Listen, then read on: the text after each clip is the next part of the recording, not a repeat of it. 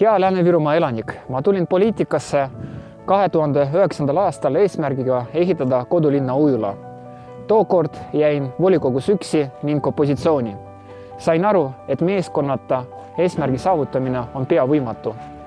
Tänaseks on meil meeskond, kes juhib valda ja me oleme saanud riigilt 200 000 eurot ujula projekteerimiseks. Eesmärk on juba käega katsutav.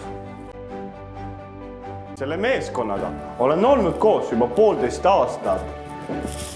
Omavaheline usaldus on kasvanud kõrgemale tasemele ja tunnen, et praegu on õige aeg astuda Keskerakonna ridadesse ja toetada sellega Maksimi Riigikogu valimistel. 2 aastat tagasi kutsus Maksim mind oma meeskonda.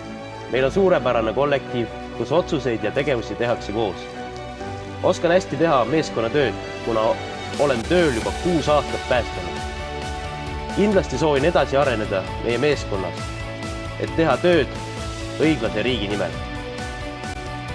Olen Maksimi meeskonnas, sest Maksim tegutseb päriselt rahva heaolu nimel. Mina toetan Maksimi, toeta sinagi. Lääne-Virumaal tõin uuesti lauale tasuta ühistranspordi küsimuse.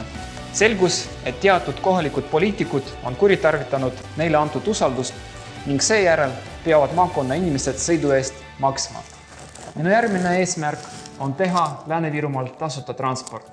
Kandideerin Riigikokku selleks, et ehitada õiglast riigi kõigile.